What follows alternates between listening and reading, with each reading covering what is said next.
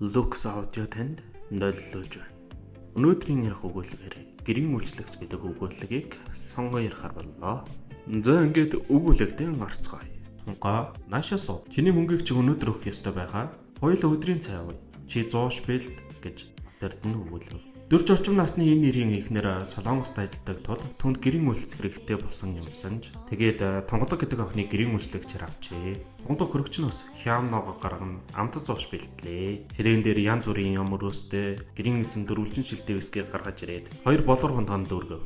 Тэгээд тэр би ч гэртнээс бодож байсан юм. Миний бодсон тэр бүсгүй чи юм уу? Ахыгаа уучлаарай. Чамтай нэг нүггүй ярих гэж бодсон юм гэж хэлээд Батэрдэн ширээн дээр хитвчтэй мөнгө гаргаж тавилаа. Барууны өнгөт дарсыг хоёул хүнтрэн шүнзийн ширээн дээр тавихад дахин виски дүүрлээ.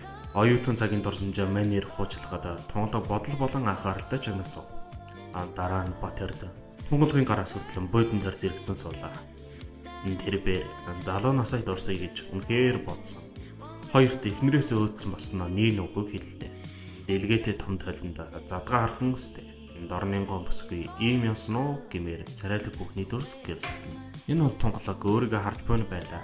Махлаг зузаан бас чиг сүрлэг сайхан ир хажууд нь сууж түүнийг шивдэг. Ингээд Батэрдэн хөдрөө бедрон гараараа төрхөн бүсгүй тэрэн өөрөөгөө татаж илбэн таалж янаглахын эрдмийг үзүүлв.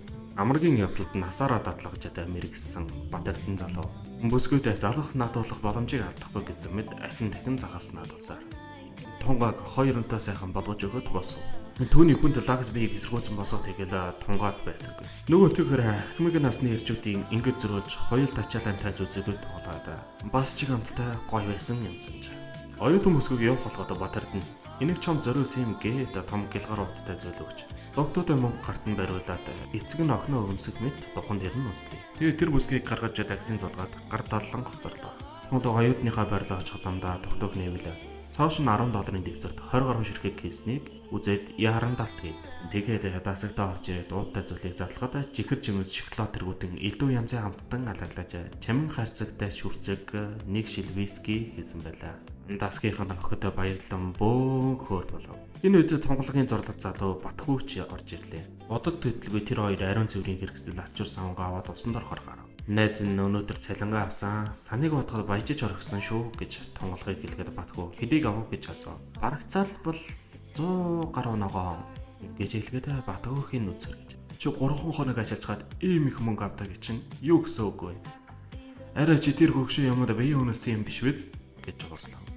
Хариуд нь тонголоо. Эцсийн эст биеийн үнэлдэггүй хэн байгаа юм бэ? Яадгийн би биеийн үнэлсэн юм.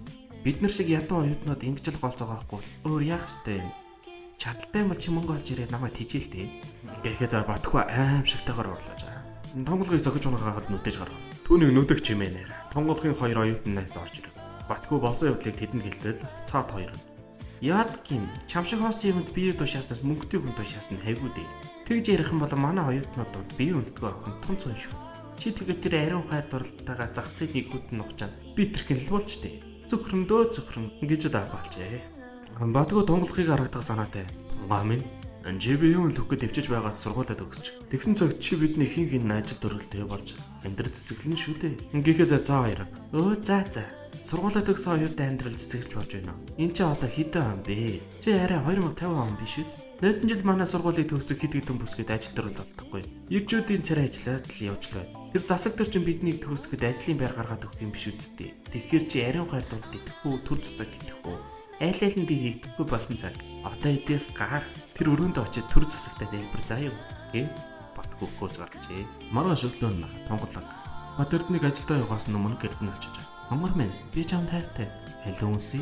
Би чамд их баярлсан шүү. Ингээд түүний зангаг дайжээ цамцныхан товчийг мөртлөө. Батэрдэн бүсгүйгээс 20 гаруунаас арах гэхэд онцгийн ялгаагүй мэд. Тэр бээр хүүгний цамцыг дээш нь сөхөж орон дээр очиж суугаад тонгологыг өөрлөгөө татан яг өмнөө авчрав. Дээд хүүгний бэлгүүснээс доош бүхнийг шууд татан тайлж. Ундгийг нь гараараа хэлэхэд тонголоо чангарын янзалав. Тэр бээр Батэрдний хүзүүгээр нь дэвж байснаа. Өмнө хүүхжигд номхон цогцож нүдэ хинэн мансуур. Батэрдэн бүсгийн гуйхаас өгзгийг хэлж бие махбодын зүн сэрлийг олон ихээр өгдөв.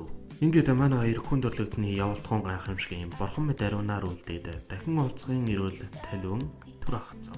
Үүнээс 3 хоногийн дараа өглөө эрт оюутны байрны гата гоёмсог жибээр зогсоход Тоглоог Дасгийган хоёр охиноор дууслуулан 3 том цогтэй байсаар гарч ирлээ. Тэрбээр Бат Эрдэнэ гэд амьдрахаар болсон нь юм санджаа. Энэ үед нь түүнийг Батхуу харж зогсон бөгөөд тэрбээр ариун нэн хайр минь ингээд алга боллоо. Би яас муу цаг үе төрсөн юм бэ? 20 жилийн дараа ч юм уу? Эсвэл 20 жилийн өмнө ч юм уу? Хонготойгоо учирсан бол юуны яштай та. Ингэсэн юм бата зогсноор энэ хөөхөлөг маань ингээд дуусч байна. За ингээд энэ хүртэл талан зоёгсон та бүхэндээ баярлалаа. Зөвхөн насан туршид зориулсан тоо хэрэгсэл бүтээгдэхүүнүүдийн албан ёсны сайт Адалт цэг юм.